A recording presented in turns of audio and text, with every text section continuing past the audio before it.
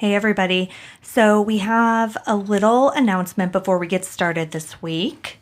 This episode is crazy and is actually going to end up being a two-parter. So this week is part 1 and next week is going to be part 2. And also... And after that, we are going to take a little break. Yeah, basically I need to get caught up on some things. So we're going to take a little hiatus from regular episodes. So we'll just call next week's episode, which will be episode 16, the end of season 1. And then we'll be putting out small... kind of more like casual episodes. So, I mean, I watched that Chris Watts documentary, as I'm sure a lot of you did on Netflix. And I actually watched it while Ethan was out of town. And as soon as he got back into town, I made him watch it with me because it's insane. Yeah, I don't want to get too much into it, but the amount of access that it's amazing the documentarians had was incredible. And so we really want to talk about it, but it's not our normal format. So that's why we're going to do this. So we'll do like an in-between seasons kind of thing where we have some episodes that break from the format and hopefully might be a little fun. And maybe you'll even hear from our kids. Oh yeah, they've been begging us to do an episode. So maybe we'll figure something out with them too. All right, well, that's all we've got, so let's get into part 1 of our season 1 finale. It's a warm summer day, and a young woman is sunbathing on a secluded stretch of beach.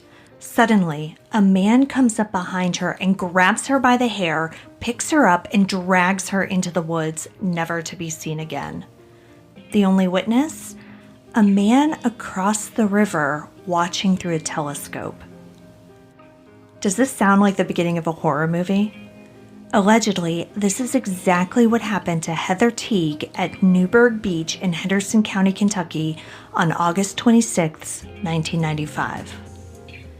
What initially seems like a straightforward but terrifying crime, complete with a quickly identified and located suspect, is actually a confusing mess of possible drug connections, prostitution, and government corruption on multiple levels. When a person goes missing, there's a special kind of pain in the not knowing. I want to tell the stories of those who never came home. I want to tell you the story of Heather Teague. I'm Kona Gallagher. And I'm Ethan Flick. And this is And Then They Were Gone.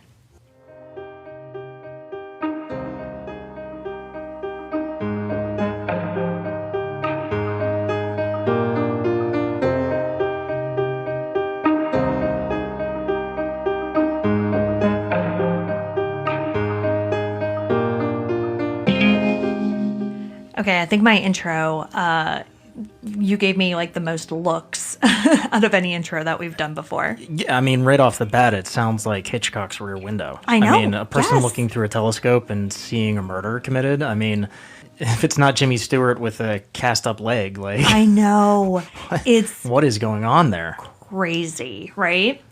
Okay, so let's get into it because I'm telling you, like... Why was this guy looking at her through a telescope? Well, I mean... I can venture a guess as to why he was staring at this woman through a telescope. Exactly. And your guess, I'm sure, is the same guess that everybody, including me, had. But a little bit dirtier than the plot of Rear Window. But, although I think Rear Window actually was like a low-key dirty movie because Hitchcock was dirty. It was Hitchcock, yeah. Exactly, yeah. Not to get too into it, but I took a whole class on Hitchcock in I was college, a film studies minor. We've had this argument many times throughout the course of our marriage. Okay, but let's get into this because as my friend Susan pointed out on Facebook, I say that cases are bonkers a lot, but this one's bonkers. And it's already starting off that way. Exactly. Okay. Heather Danielle Teague was born on April 25th, 1972 to Sarah Teague. I couldn't find any information about Heather's father, but I do know that Heather was Sarah's first child, and Heather was eventually the oldest of 3. Heather was a smart, pretty, popular girl. In high school, the honor roll student was a cheerleader, and she played basketball and ran track. Heather was even voted homecoming queen. Wow, all around. Yeah, right? Yeah. So this is a girl who seemingly had everything going for her and her entire life ahead of her. But after high school, something changed. She apparently didn't go away to college after graduation and kind of stuck around her small town. According to her mother, she ended up falling in with the wrong crowd and eventually got into drugs. Though it seems from reports that this was more recreational than, a debilitating drug habit, but there was quite a large drug scene in the area. So depending on how deep into this she was, it definitely could have been dangerous. And where is this? In Kentucky. Gotcha. Yeah. Apparently, there was a big meth, a big meth scene there as well as cocaine. So, like I said, I couldn't find anything specifically about what Heather was into, but her mom, like the whole thing about her getting into drugs, that came from her mother in an interview. Yeah, but you said it was mildly recreational. Well, yeah, so there are other reports, like police reports, things like that, where her friends were interviewed after her disappearance, and like they said that they didn't know about a drug addiction or anything like that. So chances are it's not meth or cocaine. Yeah, but I don't know. But we don't know. Yeah, I really don't know. So, but drugs did come into this. Her mother, Sarah Teague, told the Courier Press in 2017 that her daughter had gotten into, quote, some things she didn't know how to get out of, end quote. At the time of her disappearance, she was also reportedly dating a man 20 years her senior. Yeah, she was 23 at the time, so he was like in his 40s. Gross. Yeah. It seems as though Heather also had job problems. 3 days before Heather's disappearance, Sarah came home to find her daughter sleeping on her couch. She had just been fired from her job and said she didn't have anywhere to go. But despite this, Heather was kind of trying to refocus her life. So she was attending classes at Western Kentucky University, and she dreamed of becoming a psychologist. And even Sarah herself, she was planning on going back to school to become a registered nurse. So she said that they were both kind of like making some changes in their lives. And trying to figure themselves out. Exactly. What their future is going to be. Yeah, and trying to just make a better future. Between college, the drugs, and the older boyfriend, and getting fired from her job, things were kind of all over the place for the 23-year-old in the summer of 1995. The last time Sarah spoke to her daughter in person was that day that she found Heather on her couch.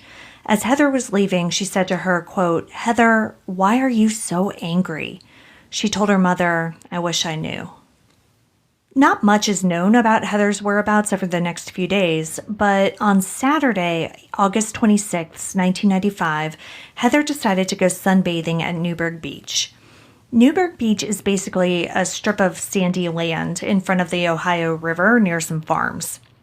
Though this was a relatively popular hangout spot, according to a 1995 article in the Northwest Indiana Times, Heather set up her beach chair about 500 feet away from anyone else.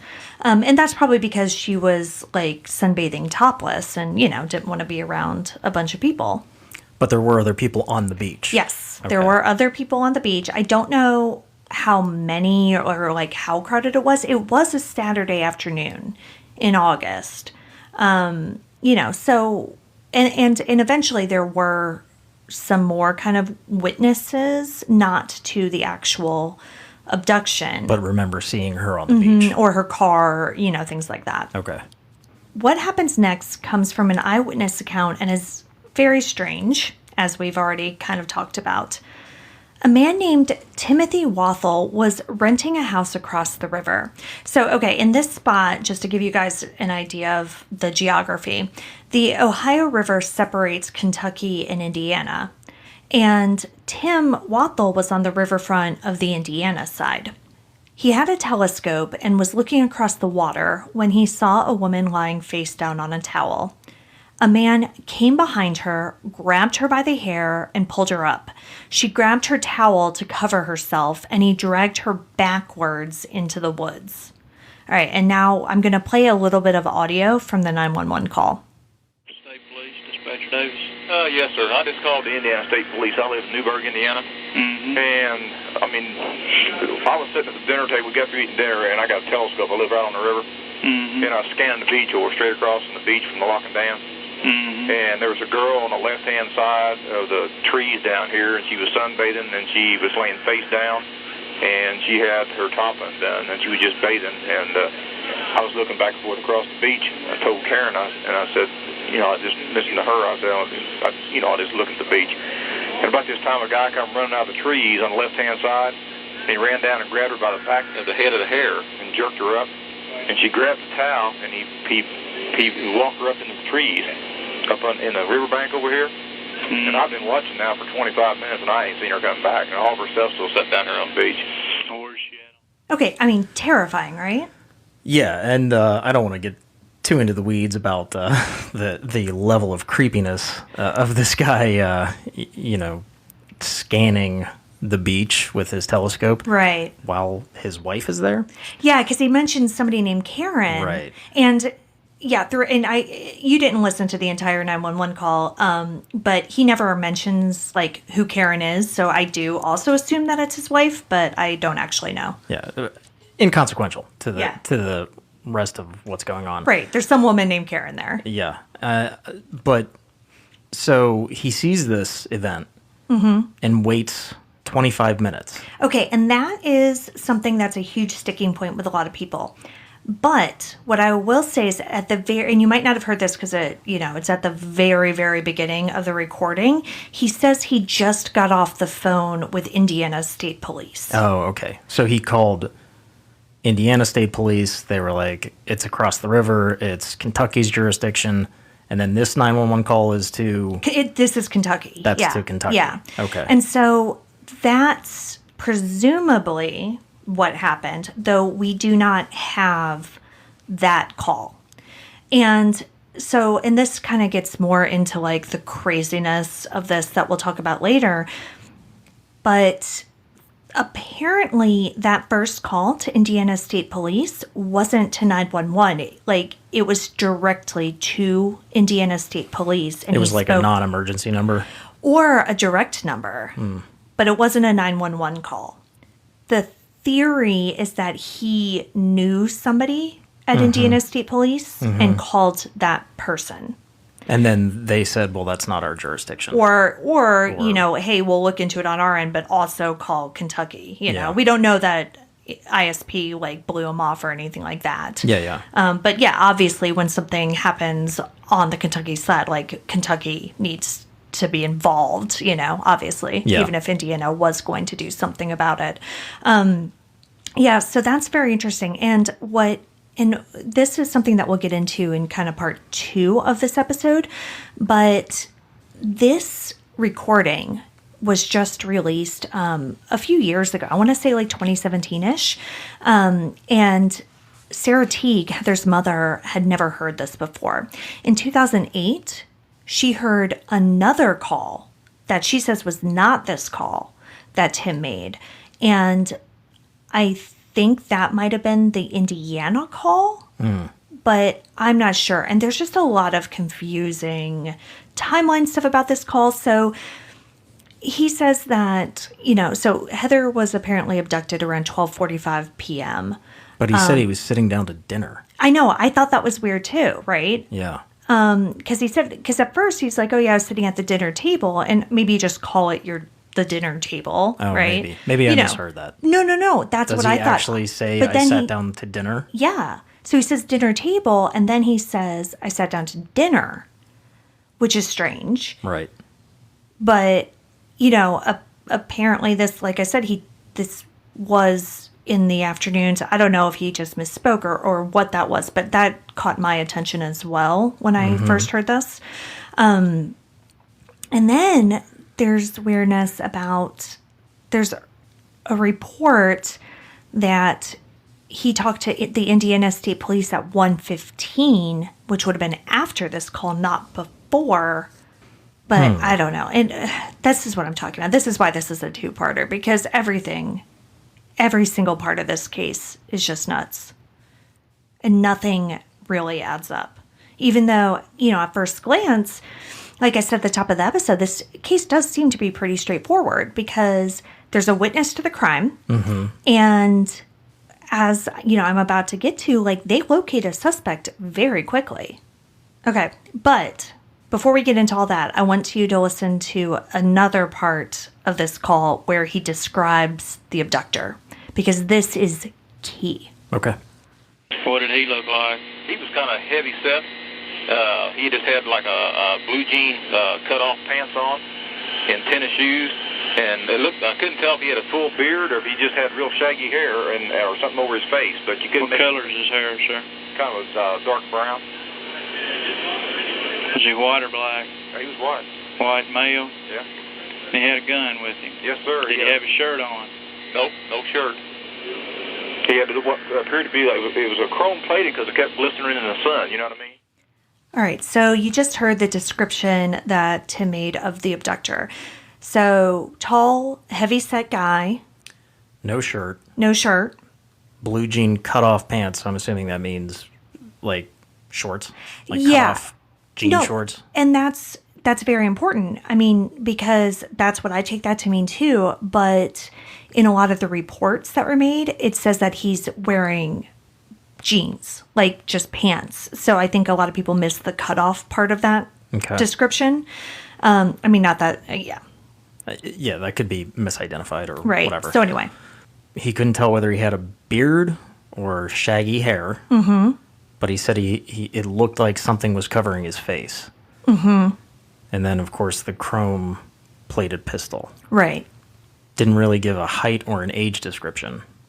Yeah, you're right. No age description. I think he did say he was taller. Okay. Taller, heavy-set. Although so Heather was tiny. She was 5 feet tall. Right, but he wouldn't have any frame of reference. He would so the taller could be anything. Exactly. Well, that's what I mean. Exactly. So he doesn't know how tall she is. Yeah. So anybody would look super tall compared to her. 5 feet tall. Yeah. Yeah. I mean, anybody, you would be a giant. Would be tall. Yeah. Exactly. So that's okay. Taller, heavy set, white male, no age. No shirt. No shirt. Jean shorts. Shaggy hair.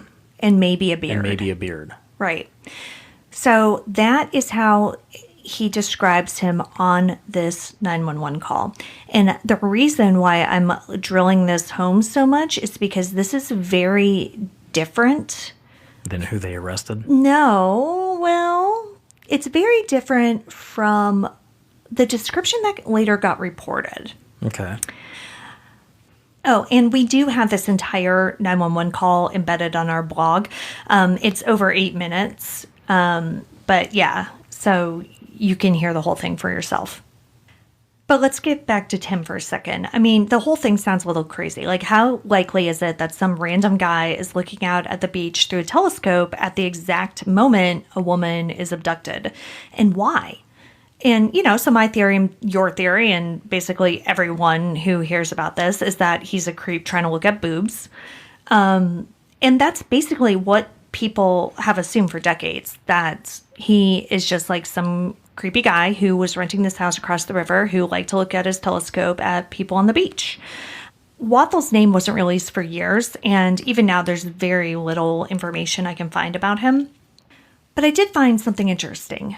Becky Mash, who has been working on this case with Sarah Teague and runs the blog findheatherteague.com, which I really used extensively for this episode, because she submitted a FOIA request and got a ton of FBI documents and police reports. Nice. Yeah, so she is actually the one who posted this 911 call on YouTube. And in the comments section, she wrote a comment that she pinned to the top that says, quote, "Out of respect for Tim Wathle and his family, it's time to set the record straight about one thing. He was not a pervert looking at young women in bathing suits on the Ohio River. Of that, I am utterly sure. All indications point to Wathle being law enforcement and very possibly one of the good guys. This is an extremely complicated case involving undercover drug war concerning methamphetamine supply in western Kentucky. Is 25 years long enough for Wathle to keep his silence about what really went on that day? Abso-freaking-lutely. But one thing is for sure, a pervert this man is not." End quote. So that would lend some credence to the theory that he called somebody that he knew Directly with the state police. Exactly. And, there have been theories kind of bouncing around for a while that he was some sort of law enforcement. I mean, he had a very calm demeanor on the phone, I thought. Yeah. For somebody who saw something so terrifying, and he gave good details. And I did have you listen to a different part of the call, which again is on our blog, although I didn't play it here, where he's describing Heather. And something stuck out to me when he was describing Heather, and I was wondering if it stuck out to you too. No, not particularly. So he described her as Caucasian. Oh, instead of saying white? Mm-hmm. Yeah, that is typical for law enforcement. Exactly. And that's at the beginning of the call. I would imagine, like I said, this is a long call, and Tim isn't on for the entire 8 minutes because the last couple minutes of the call is the dispatcher radioing to officers after Tim gets off the line. But he's on it for like 6 minutes, right? So I would think that the call starts and you're more like, holy crap, I just saw this crazy thing. This is what happened, like, la, la, la. And then maybe you get calmer as you go on. But this is at the very beginning of the call, and he describes her as Caucasian instead of white, Right, but he describes the suspect as white. Right. Yeah. Regardless of whether he's a creep or in law enforcement, like, right place, right time, right thing to do, to call law enforcement, call 911 and report the crime. Let's look on the positive side here. Somebody witnessed it. Right, exactly. And called quickly. Because, 20 minutes, 25 minutes, what was he doing at that time? Was he just waiting for... I don't know. Well, yeah, apparently at one point he said that he thought it was like a prank, and that's why he was kind of waiting to see if they came back. I mean, like I said, I don't think he waited the entire 25 minutes, but he did wait some period of time. He didn't call it, or he didn't see it and then immediately call, Right. But he did call. He did call, yeah. And without him, she just would have been gone. Well, yeah, exactly. And they would have necessarily known what to look for. Right. And the investigation did start to get going very quickly after this, because there was actually a Kentucky State Police officer nearby who was helping somebody who'd gotten stuck in the mud. And so they were able, like I said, to get going on this. Okay, so you can already see, though, that this case isn't exactly straightforward. Right. Yeah, and I'm not an investigative journalist. I'm a realtor and a mom who has a true crime hobby. But in researching this case, it's clear that there's a commonly accepted and reported on set of facts, and I'm honestly not sure how much truth is actually in those facts. So I want to tell this story to get that point out there. There's more digging that needs to be done in this case, and I fully believe that we don't know the whole story here, beyond just not knowing where Heather is. Mm-hmm. And honestly, this episode was difficult to write because it's so complicated. But let's get to the commonly reported facts of this case. The Charlie Project has a rundown of what was reported on Heather's disappearance. It says in part, quote, "The abductor was approximately 6 feet tall and weighed 210 to 230 pounds. He had brown hair and a bushy brown beard. He was wearing jeans and did not have a shirt on. He was also reported to be wearing a wig and a mosquito net at the time he abducted Teague." End quote. A wig and a mosquito net? Right! Okay, so that fits with the tall, heavy-set man description that Tim gave, but it says he's wearing jeans and not cut-off jeans, which, again, we talked about, I take to mean shorts. Mm-hmm. Okay, so sure. The part about a wig and a mosquito net, though, is really important because that did not come from the 911 call, and that, to me, seems like something you would mention in this extremely detailed 8-minute phone call. What are we talking about here with a mosquito net? Like just a net over his head, or is it like one of those weird safari hats? Yeah, with the netting. I have no idea. Because he did say it looked like there was something Well, no, but he said there's something covering his face, but he said that he wasn't sure if it was a beard or his shaggy hair, not a net.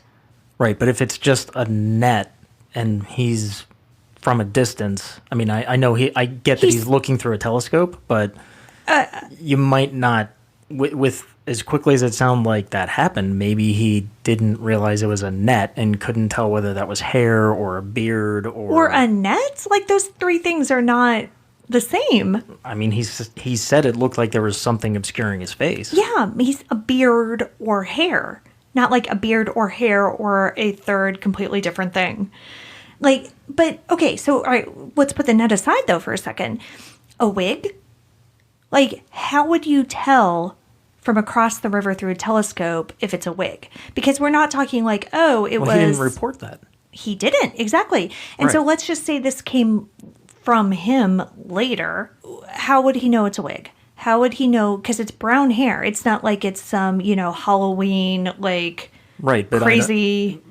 So who's reporting that it was a wig? Because it wasn't him. Don't know. And it could have been him later, but it wasn't him on that 911 call. Right. And that to me is incredibly important because you have to take what he says at the time, right? Not, necessarily what he's saying later, or even if this did come from him, because we don't know. But that's why I wanted to bring this up, because when I start looking into cases like this for the show, I usually go to their Charlie Project page as one of my very first stops, because that just gives a very general overview of the case.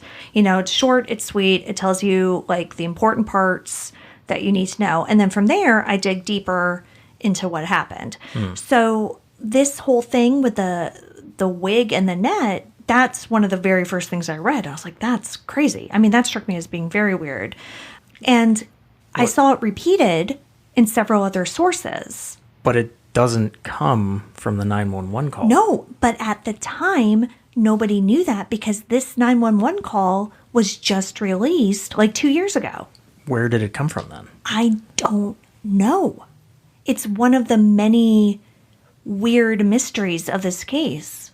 But it is obviously important, and it does really come up later when we start talking about the suspect. Okay. The Charlie Project goes on to say, quote, Marvin Ray Marty Dill, a resident of Henderson County, Kentucky, was pulled over in a routine traffic stop after Teague's disappearance. He drove a red and white Ford Bronco, which was identical to a vehicle a witness reported was parked next to Teague's car on Newburgh Beach. Authorities discovered a hair resembling Teague's, 2 guns, 2 knives, duct tape, rubber gloves, and rope in Dill's vehicle at the time of his traffic stop. The truck had bloodstains on the inside tailgate. Dill also strongly resembled the composite sketch made of Teague's abductor, end quote. All right, so, sounds pretty cut and dry. He had a red and white Bronco with a freaking rape kit inside. Yep. Like, that's insane. And there's blood. Plus, yeah, and not only was there a witness who said they saw the Bronco near the crime scene, but it was actually caught on video. A local farmer had apparently hired someone to videotape cars that were coming and going because there had been several recent cases of crop vandalism. And so he was trying to catch that person, and he caught the red and white Bronco on that tape. So, like, we have videotaped evidence here. I mean, this does not get much more solid. But if it were that simple, I would have just finished writing this like the morning we started recording, after having worked on it all week. That rape kit found in the Bronco, there are reports that it wasn't actually found during the traffic stop after Heather's disappearance, but during a traffic stop in February of 1995. So months before. According to an article in the Northwest Indiana Times written on September 9th, 1995, just weeks after Heather's abduction, quote, court records show that Dill, 30, was arrested in February in Evansville after residents complained he was cruising in his Bronco and soliciting young girls for sex. When they arrested him, police found a small amount of marijuana, 2 loaded handguns, rubber gloves, duct tape, and rope, end quote. So all that stuff is found in February, according to that article, right? Yeah, which is based on court records. But you said that there was a small amount of blood found in the tailgate. Good catch. Was that found in February? So that's not clear. So that is not mentioned in that September 9th, 1995 article. Okay. Right? Yeah, so that doesn't say anything about bloodstains. So that's a little difficult to say for sure when that was found. But I find it interesting that the story morphed over the years, because this was in 1995.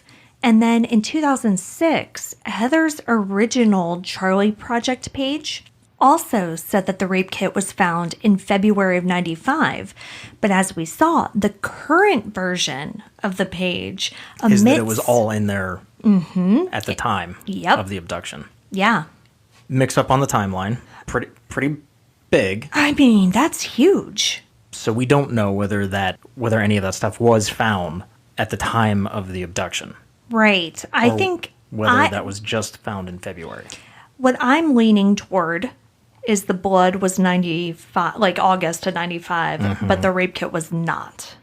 That's what I'm leaning toward, but I don't know for sure. Or maybe it was all in there because maybe it was a habit of his. I mean, maybe exactly. Maybe it was both. Right. Maybe this was the February instance was him building up to what he did to Heather. Yeah, it very well could be. Yeah, and so like he could have had the rape kit in there in February and then again in August. But we don't have a confirmation on that. No, and it's changed over the years, and that's part of the thing that's so weird about this story. Okay, but we have a hair. Right. And blood in August. The hair definitely in August, blood presumably in August.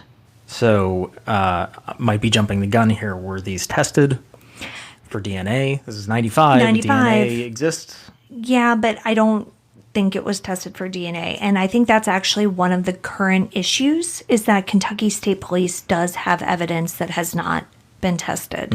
And presumably that at least partially includes this evidence. Did they do any hair matching? Well, I guess we don't even have a body, do we? So it's also been proven that, matching hair follicles is not junk. Yeah. It's not actual science. Exactly. But at the time it would have been. Yeah, and I think that's why they made a point of saying it was a hair that resembled Heather's, because that's what they were looking at it in terms of like a visual match. I don't think they were looking at it in terms of DNA. Gotcha. Rape kit, February, rape kit, August, question mark. Yeah, story changing. I'm not trying to say that Marty Dill was an innocent man who was set up or anything like that. Just a few days after Heather's disappearance, Kentucky State Police were able to obtain a search warrant to search Dill's home. According to the probable cause affidavit, Detective Robert Atherton said that information about the Bronco was released to the public on August 29th, and the composite sketch was released the next day on the 30th. That night, he received a phone call saying that Marty Dill looked like the sketch and that he also drove a red and white Bronco. They checked vehicle registrations and bingo, Dill's father owned a red and white Bronco. That detective obtained a copy of Marty Dill's driver's license and said that based on that, he looked like the composite. So another officer went to Dill's trailer and spoke with his wife. She confirmed also that her husband drove a red and white Bronco that had a luggage rack, which a luggage rack was another detail that, was seen on the tape and by witnesses. So this probable cause affidavit has a lot of redactions, so it's a little confusing to kind of read and, figure out. It appears that on the afternoon of August 31st, police received 2 separate calls saying that Marty told his family to get out of the trailer and that he would kill himself if police came. On the evening of the 31st, Dill's wife was interviewed by police and told them that the day before, Marty had told her that the less she knew, the better, and that she needed to leave. She hadn't been able to get in touch with him since. She also told them that the Bronco was hidden in the woods behind their home. A judge issued the search warrant for the trailer and the 2.878 acres surrounding it, which Marty also owned. And then there was another 20 acres almost that surrounded that was owned by Marty's father. And the truck was registered to Marty's dad. Mm-hmm. Does Marty's dad fit the description? No. I mean, I think he's too old. Like, he doesn't look like the composite. Like, the composite shows a younger man. Okay. The warrant also covered the Bronco and was issued on August 31st, 1995. On the evening of Thursday, August 31st, 1995, Kentucky State Police went to Marty Dill's trailer to execute the search warrant. Now, what I find interesting about this is that Marty had been threatening to kill himself for a full 2 days by this point, and no one had seemingly done anything about it. Mm-hmm. Tracy, his wife, said that he said that to her like on Wednesday and didn't tell police, didn't say anything to them until they brought her in on the evening of the 31st. And then she's like, oh yeah, by the way, he told me that he'd kill himself. According to an article written in The Gleaner on September 2nd, 1995, Tracy, Dill's wife, confronted him on Tuesday about Heather's disappearance and asked him where he was that day. Apparently, he started acting erratically at that point, and it was Wednesday when she and her son left the trailer at his insistence. That's also when he told her he would kill himself if the police came. Between Tuesday and Thursday, KSP also received several calls, which I kind of talked about before, saying the same thing. But apparently, they just continued with the whole search warrant process as normal. So nobody went out to do a welfare check on him? No. I'm not a cop, and I've never served a search warrant, but to me, it seems weird and dangerous to go serve a search warrant on a person who has already said that they're going to kill themselves if police came. Every search warrant is dangerous. Well, yes. I mean, at this point, they know that he's got guns. Yes, that's true. So they're going to serve the search warrant regardless. Mm-hmm. What I find interesting is that they either didn't do a welfare check or they didn't refer it to locals to do a welfare check. Yeah. But I don't know the jurisdiction lines for this particular area. Like it could very well be state police jurisdiction. It could be. There is, like, Henderson had local police, but this whole case was mainly Kentucky State Police, yeah. Well, right. They could have been taking the lead on it, but... Yeah. I don't know. Yeah. And the FBI is also involved in this. So the FBI actually accompanied KSP to the trailer to serve the search warrant on the 31st. So it's a high-risk warrant. Mm-hmm. So I'm assuming that they showed up in force with guns ready to go, knowing that he is suicidal and has weapons. Right. Okay. And it's unclear how long KSP was at the trailer trying to communicate with Marty. Mm-hmm. But when they arrived, Marty's father was actually in the trailer with him. According to an FBI report, telephone contact was made with Marty's father right before midnight on the 31st. The father came outside and spoke with law enforcement seemingly for a while, because the report goes on to say that a single gunshot was heard from the trailer at approximately 1 a.m. At that point, law enforcement entered and brought out Dill, who had a single gunshot wound to the head. They took him to the local hospital, where he's pronounced dead shortly after 3 a.m. The police never asked him about Heather, and it is unclear what his father said after exiting the trailer. But here's something else that's interesting about this evening.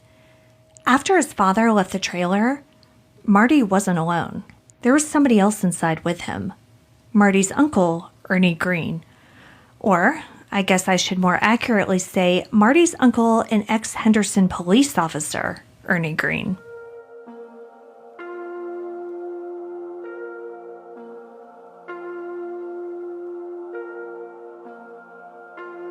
For many people, Dill's death is where Heather's case ends. But over the past 25 years, the FBI, the Teague family, and people like Becky Mash have continued to dig into this case. So I want to talk more about this. Back in 95, let's look at it as a historical perspective on law enforcement here. High-risk warrant, they show up. It's a barricade situation. Mm-hmm. They make positive contact. Even if it's not with a suspect, it's with somebody who has direct contact with the suspect. So they're not going to go in. They're going to try and talk the person down. So that makes sense to me. Gunshot goes off. Obviously, you make entry. It's not surprising to me that they didn't ask questions of Dill. You said that there was a gunshot wound to his head. Yeah. So he's probably not conscious. Oh, yeah. They take him to the hospital, doctors work on him, and they pronounce him. Exactly. So I don't think there was an opportunity after that to ask him questions. What I'm curious about, because it sounds like this, standoff or whatever you want to call it, lasted for several hours. Based on the FBI report, it seems that Dill's father was outside with law enforcement for a full hour before the gunshot. So I would like to know what they were talking about with the father for an hour. I'm assuming they did know that Ernie was in the trailer with Marty. That's what's confusing to me. Yeah. So them being outside with the father for an hour is not surprising to me. That's them maintaining contact with somebody. Sure. What I'm confused about is why they didn't have contact with his uncle, who's a police officer.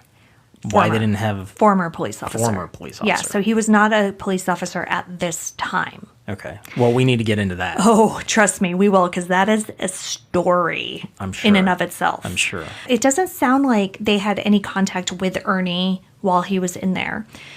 Gunshot goes off.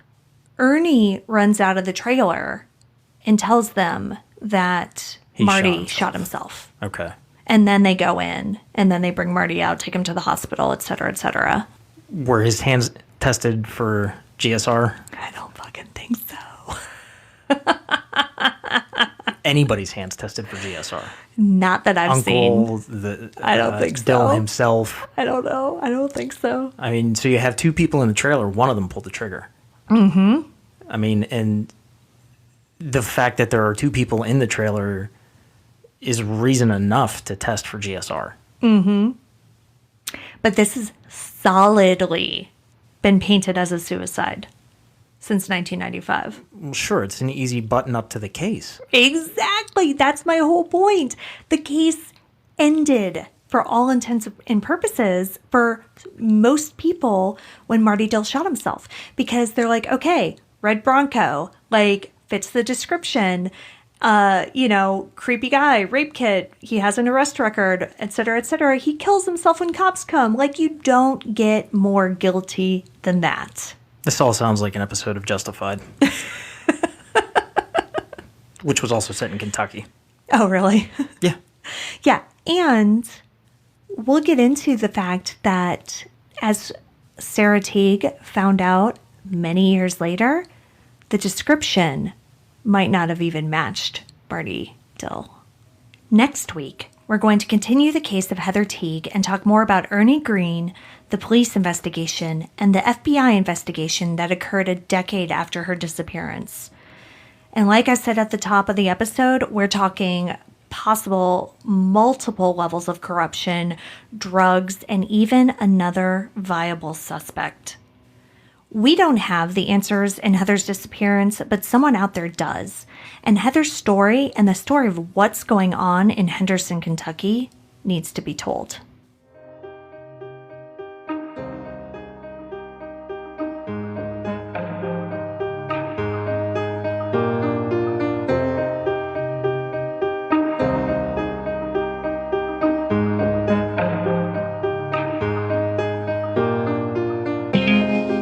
Heather Danielle Teague has been missing since August 26, 1995. She would be 48 years old today. If you have any information about what may have happened to her, please contact the Kentucky State Police at 270-826-3312. Or you can speak directly with Heather's mother, Sarah Teague, at 270-824-8343. You can see all the sources for this episode along with photos and videos and that 911 call on our website, andthentheyweregone.com. And be sure to follow us on social, And Then They Were Gone Pod on Facebook and at ATTWG Pod on Instagram and Twitter. If you like what we're doing, please subscribe and consider leaving a 5-star review on Apple Podcasts. It will help new listeners find us. And the more people that listen, the more chances we have of bringing someone home. And we'll see you here next week for part 2 of our season 1 finale. See you next week. And Then They Were Gone is hosted by Kona Gallagher and Ethan Flick. All research, writing, and editing is done by Kona Gallagher. Theme music is The Stork by Ketsa. Additional music is provided by Kai Engel. And Then They Were Gone is a Little Monster production. Hey, you can do it!